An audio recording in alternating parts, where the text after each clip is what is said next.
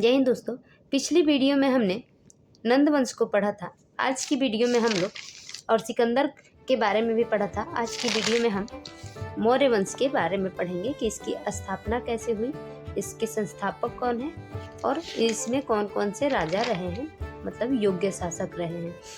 शिशुनाग वंश में ज़्यादा कोई खास बात नहीं है, इसमें कोई योग्य शासक वैसे नहीं आए। कालाशोक एक अच्छे शासक थे जिनके नेतृत्व में द्वितीय बौद्ध संगीति हुई थी वैशाली में। और देखिए इनके बाद नंदीवर्मन नामक के अगले राजा हुए जिनके सेनापति महापद्म नंद थे। सेनापति महापद्म नंद ने नंदीवर्मन की हत्या कर दी और इनकी हत्या करने के बाद नंद वंश की स्थापना इनके स्थान पे किया था। अगर आपने पिछली वीडियो नहीं देखा है तो जाके देखिए, उसमें मैंने पूरे नंद वंश के बारे में डिटेल में बताया है। तो आगे शुरू करते हैं। सिकंदर के बारे में भी मैंने बता दिया है। तो मौर्य वंश के बारे में मैं थोड़ा सा पहले बता देती हूँ, फिर इसके डिटेल में पढ़ेंगे। देखिए, मौर्य वंश के संस्थापक चंद्रगुप्त मौर्य रहे हैं, जिन्होंने कंधार के तक्षशिला विश्वविद्यालय में चाणक्य से शिक्षा प्राप्त की और चाणक्य और चंद्रगुप्त मौर्य मिलके दोनों ने घनानंद का अंत किया और मौर्य वंश की स्थापना किया। और इसमें क्या कहते हैं, सिकंदर का सेनापति था सेल्यूकस निकेटर। जब स्थापना के बाद उसने आक्रमण किया तो उसको हराया और उसकी बेटी कार्नेलिया से शादी की। कार्नेलिया का एक और नाम है हेलेना। कार्नेलिया से शादी करने के बाद उसने 5 मतलब कि उसे दहेज में एरिया आराकोसिया जेड्रोसिया पेरिस्पेमियाई को दहेज में ले लिया और सेल्यूकस को उपहार में 500 हाथी दिया। और इसी टाइम पे चाणक्य ने राजा के 7 अंग के बारे में कहा। 7 अंग, उसके बारे में हम आगे पढ़ेंगे।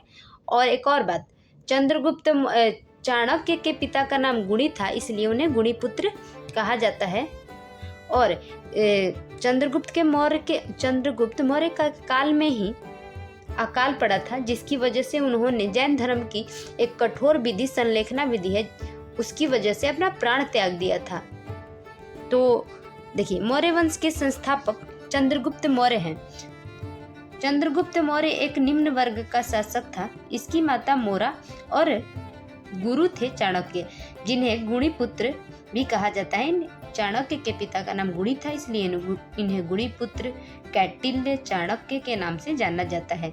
वे तक्षशिला में शिक्षा प्राप्त किए थे। किसने किया था? चंद्रगुप्त मौर्य ने।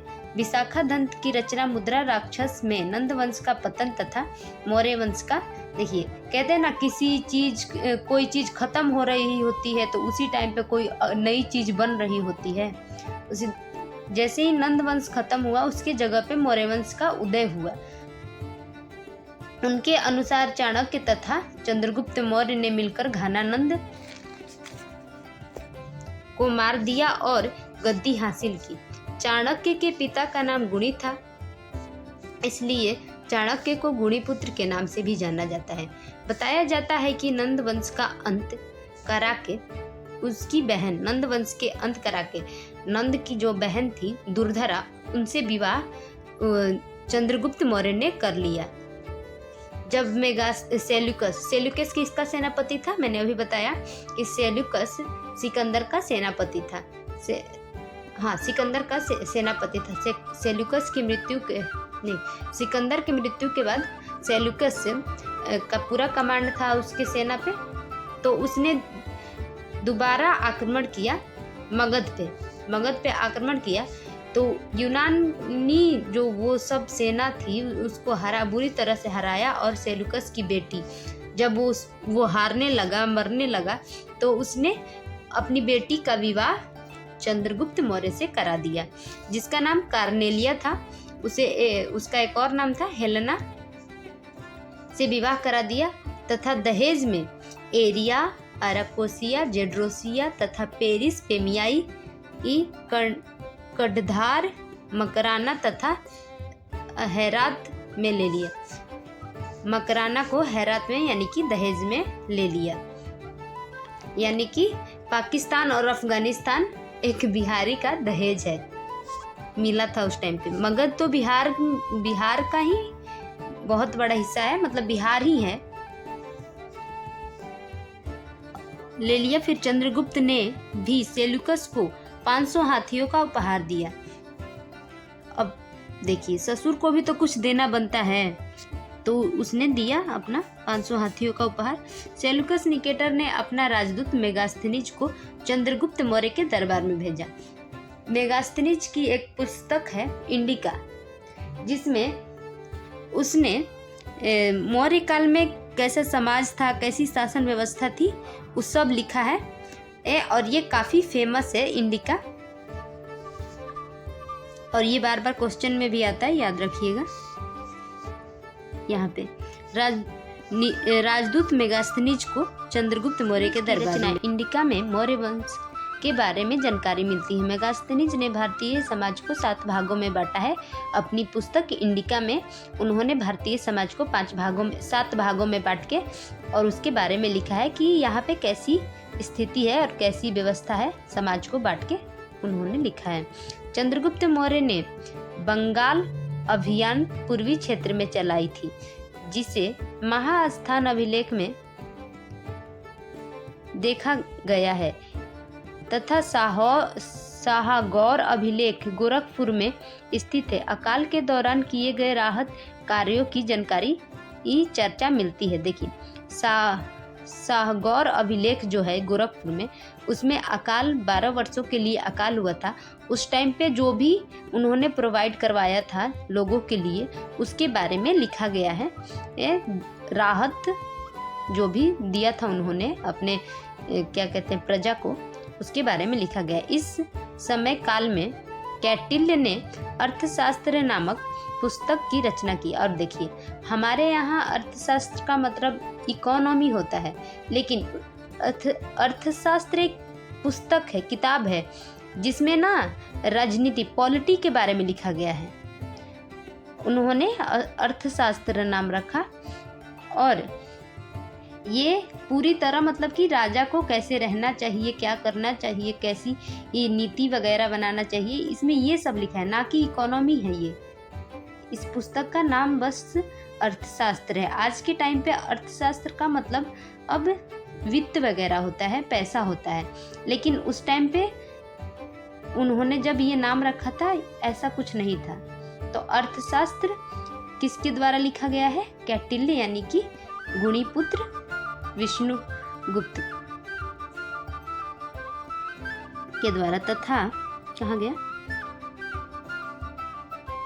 जिसमें 15 अध्याय यानी कि 15 लेसन है, जिसमें राजा के 7 अंग के बारे में बताया गया है। अब देखिए, जिसे सप्तांग के नाम से जाना जाता है, सप्तांग कहा जाता है, सप्तांग। अब देखिए, राजा, इसमें सबसे पहला राजा होता है। अब राजा का मतलब क्या है? अब देखिए, राजा का सबसे पहला कर्तव्य राजधर्म होता है, मतलब कि राजा का कर्तव्य का पालन करना ही उसका सबसे पहला काम है। वो किसी का पिता है, किसी का पुत्र है, वो उसका सबसे पहला कर्म नहीं है। सबसे पहला कर्म उसको राजा होना है।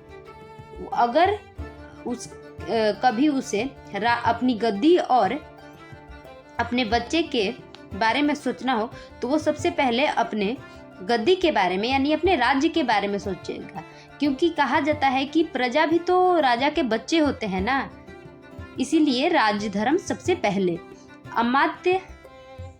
अमात्य मतलब होता है राजदूत। उन्हें मतलब कि हर स्थिति में पता होना चाहिए। और जनपद दुर्ग, जनपद मतलब कि अपने सारे जनपद, देखिए जन और जनपद के बारे में बता चुकी हूँ, तो उन्हें सब चीज़ की खबर होनी चाहिए कि उनकी प्रजा खुश है नहीं खुश है, और उन्हें मतलब एक ऐसा दुर्ग बनाना चाहिए जिससे दुश्मन को आपके घर के बारे में मतलब कि अपने जगह में जो हो रहा है वो ना पता चले। और मित्र भी बनाना चाहिए, धन संग्रह होना चाहिए, और एक राजा का सबसे बड़ा कर्तव्य होता है न्याय व्यवस्था। अगर कोई राजा न्याय नहीं करता है तो वो अच्छा राजा नहीं है, ऐसा माना जाता है, कहा जाता है। और ऐसा होना चाहिए कि किसी भी राजा में मतलब न्याय करने की क्षमता हो। राजा के मतलब ये सब चीज देखने के बाद उस राजा को योग्य माना जाता था। चंद्रगुप्त के समय में ही मगध में 12 वर्षों के लिए अकाल पड़ गया था, जिस कारण चंद्रगुप्त भद्रबाहु के नेतृत्व में दक्षिण भारत, देखिए भद्रबाहु जैन धर्म के क्या कहते हैं, श्वेतांबर, हाँ श्वेतांबर है, श्वेतांबर नहीं दिगंबर है, जिनके नेतृत्व में वो दक्षिण भारत चले गए और श्रवण बेलगोला में चले गए और 298 बीसी पूर्व संलेखना विधि से प्राण को त्याग दिया। अब संलेखना विधि एक ऐसी कठोर विधि है जिससे मतलब कि इंसान को कुछ खाना पीना नहीं है, बस तपस्या करते करते अपने प्राण को त्याग देना है। बहुत कठोर विधि है। इसमें अपने आत्मा को सताने के बारे में कहा गया है संलेखना विधि में। अब और आगे बढ़ते हैं। देखिए प्लूटार्क ने चंद्रगुप्त मौर्य के लिए सेंड्रियोकस शब्द का प्रयोग किया। अब देखिए प्लूटार्क एक इतिहासकार है, हमारे देश के नहीं है, जिन्होंने चंद्रगुप्त मौर्य के बारे में लिखा तो उन्हें सेंड्रियोकस नाम से पुकारा। जेस्टिन ने चंद्रगुप्त मौर्य के लिए सेंड्रियोकस शब्द का प्रयोग किया। अब एक जेस्टिन भी है जिन्होंने चंद्रगुप्त मौर्य को सेंड्रियोकस नाम से पुकारा था।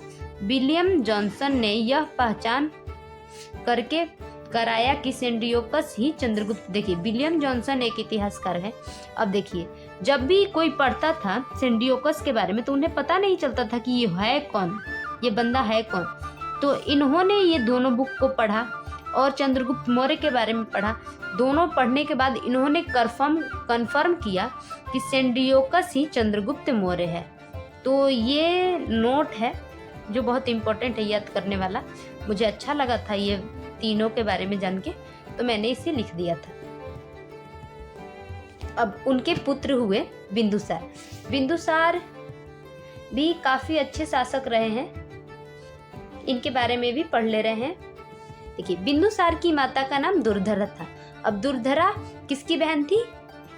घनानंद की बहन थी। घनानंद की बहन दुर्धरा से विवाह किए थे चंद्रगुप्त मौर्य, तो उनके पुत्र थे बिंदुसार।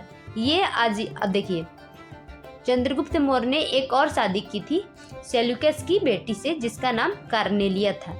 ये आजीवक संप्रदाय में विश्वास रखते थे। बिंदुसार एक आजीवक संप्रदाय था, मतलब एक धर्म है, उसमें विश्वास रखते थे। ये चंद्रगुप्त मौर्य के पुत्र था और आगे चलकर एक योग्य शासक बना। इनके दरबार में सीरिया नरेश यानी मेसिडोनिया, सीरिया को आज मेसिडोनिया के नाम से जाना जाता है। एंड्रियोकस ने मेगास्थनीज के जगह पर डायमेकस, देखिए मेगास्थनीज के जगह पर, देखिए अभी भी वो रिलेशन चल रहा था यूनान से। मेगास्थनीज की जगह पर डायमेकस, उसकी उम्र हो गई थी तो उसे अपने देश बुला लाया गया और डायमेकस नए राजदूत को भेजा गया बिंदुसार के दरबार में। डायमेकस ने से मीठी शराब, अंजीर तथा दार्शनिक मंगवाया गया। अब देखिए मेगास्थनीज यहाँ पे ध्यान, इसलिए मेगास्थनीज का उत्तराधिकारी डायमेकस को कहा जाता है क्योंकि अगला राजदूत बना था इसलिए। और बिंदुसार ने डायमेकस से मीठी शराब, अंजीर और दार्शनिक मंगाया था। अब देखिए तो सीरिया नरेश एंड्रियोकस ने मीठी शराब और अंजीर भेज दिया और एक चिट्ठी लिखी कि हमें अपने शिक्षा का व्यापार नहीं करते। दार्शनिक एक बहुत अच्छी पुस्तक थी जिसमें वहाँ की व्यवस्था वगैरह के बारे में लिखा गया था और वहाँ की व्यवस्था बहुत अच्छी थी, इसलिए मतलब वो उनका ग्रंथ था। हमारे यहाँ जैसे गीता, रामायण वगैरह है, उसी तरह वहाँ पे वो दार्शनिक बहुत महत्वपूर्ण चीज़ थी, उनके फीलिंग से जुड़ी हुई थी। इसलिए उन्होंने कहा कि हम शिक्षा का व्यापार नहीं करते हैं, लेकिन आज के टाइम पे सबसे बड़ा व्यापार शिक्षा ही है। आज के टाइम पे हमारे कुछ भी कर लो, टैक्स लगा दो शिक्षा पे इतना बड़ा टैक्स क्यों लगाना? शिक्षा को टैक्स फ्री कर देना है, तभी तो देश आगे बढ़ेगा। सभी लोग पढ़े लिखे होंगे तभी ना। कुछ भी करते हैं, सरकार को ये भी नहीं समझ में आता।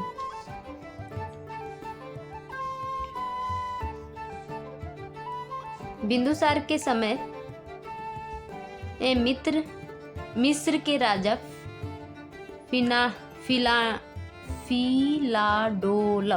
फिलाडोलफ ने अपना राजदूत भेजा जिसका नाम डाइमेकस था।